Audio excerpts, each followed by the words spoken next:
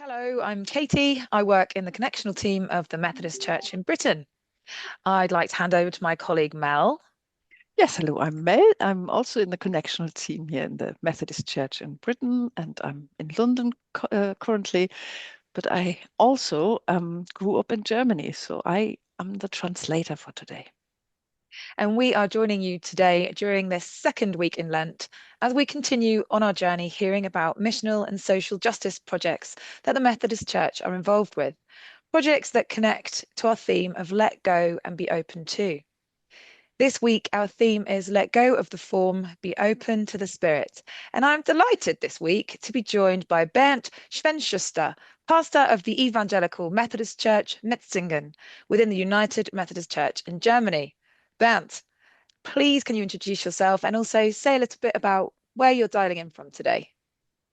Hi, it's great to join you this noon. I'm Bernd Schwenkschuster. I'm pastor of the Methodist Church, as Katie already told you, and I dial in from south part of Germany. It's about 30 kilometers southwest of Stuttgart, where I live, and I'm pastoring a small, vibrant, innovative church community here with many different projects to reach out to different types of people.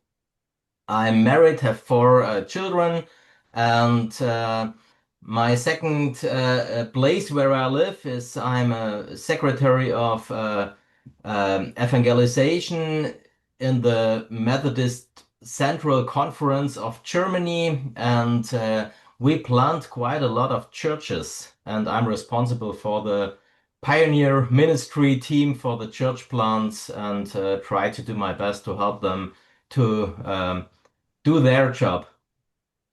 Fantastic. Thank you for joining us today. And already we know there is so much to talk about just from those headlines you've given us.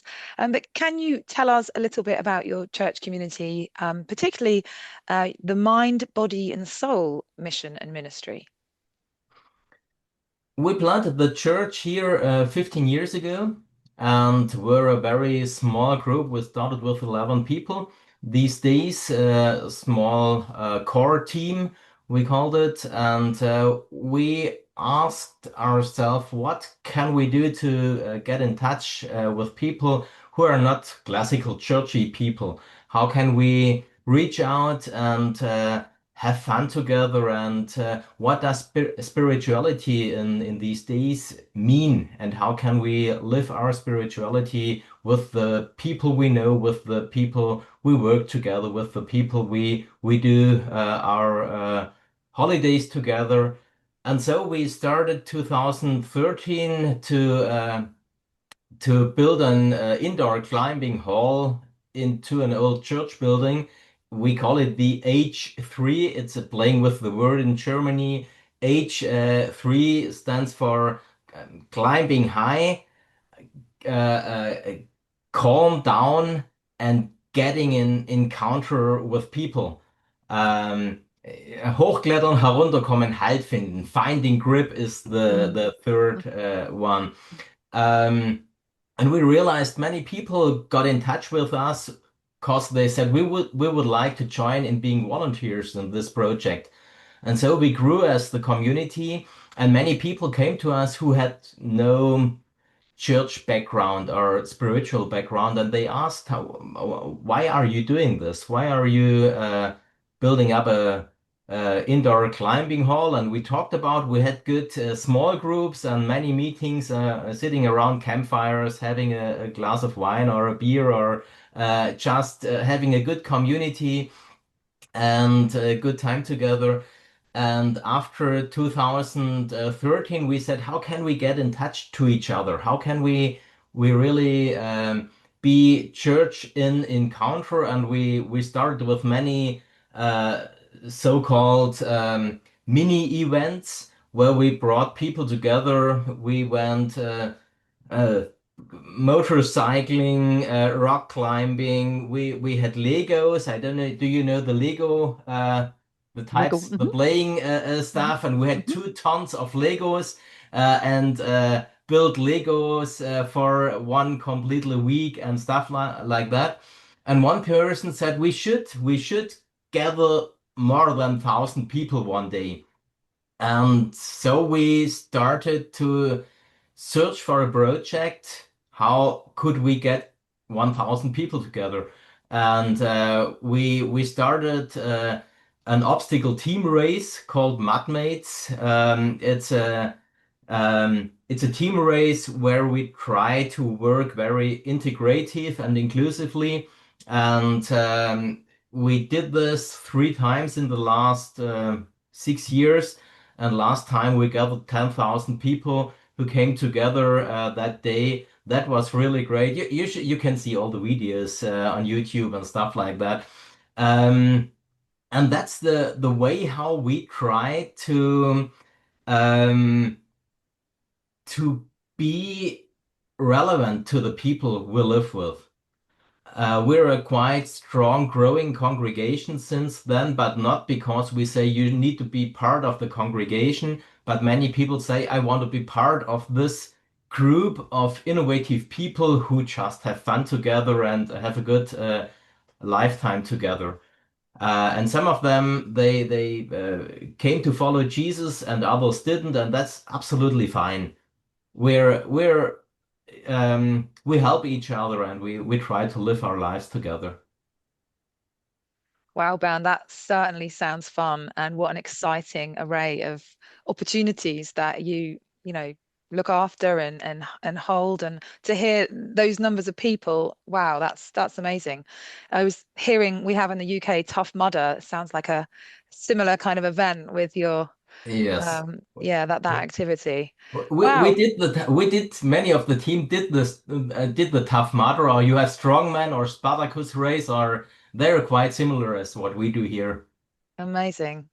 Well, thank you for that overview. And I'm sure like the time we have together is certainly not long enough to dig into all of that, but your website's fantastic. It really gives that flavor of what you've just shared with us. So I would encourage anyone watching to go and have a look at that too.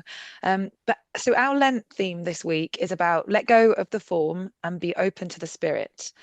Please, could you share with us, Bernd, how you see the ministry and mission in your church community supporting that theme of letting go of form and being open to the Spirit?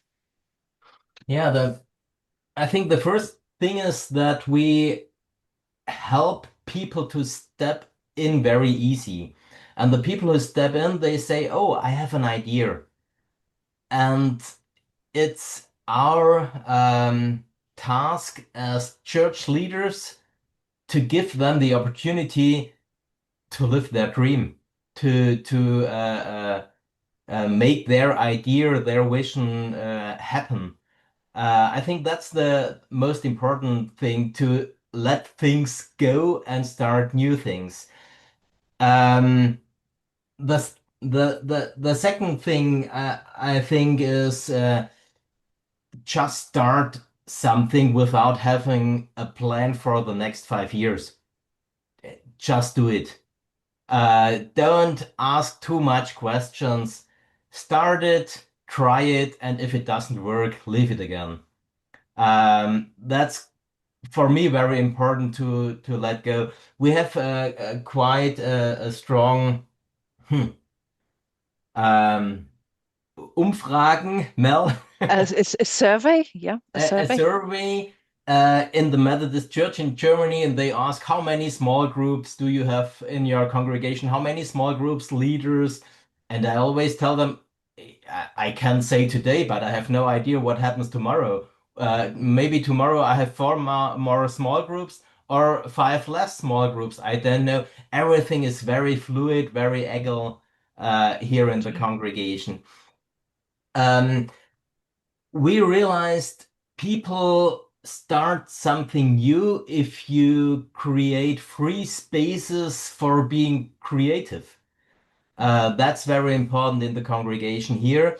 And we asked the people, what is your gift God laid in your life, and how can we give you, halten dir den Rücken frei? How can we um, How can we enable you and how how can can we we enable free you you? up and liberate you to do something? Yes, that you don't do things you say, oh, they are not really cool for me, but that you can swim in the water. Mm. You love to swim like a fish in the water. Um, and then we try to empower people to show them what there is in them, what they can just we yeah, we empower people, or we try to empower people that people can try things and that they can realize that they make a difference in their congregation, in the places where they live. Yeah, some ideas what we try to give the people and how we try to lead the church. That is It's a that. question of how am I leading a Mm. community and a church? A good question to ask. And Bernd, that's really inspiring what you've shared. And before we pressed record, you said, I'm a spontaneous person.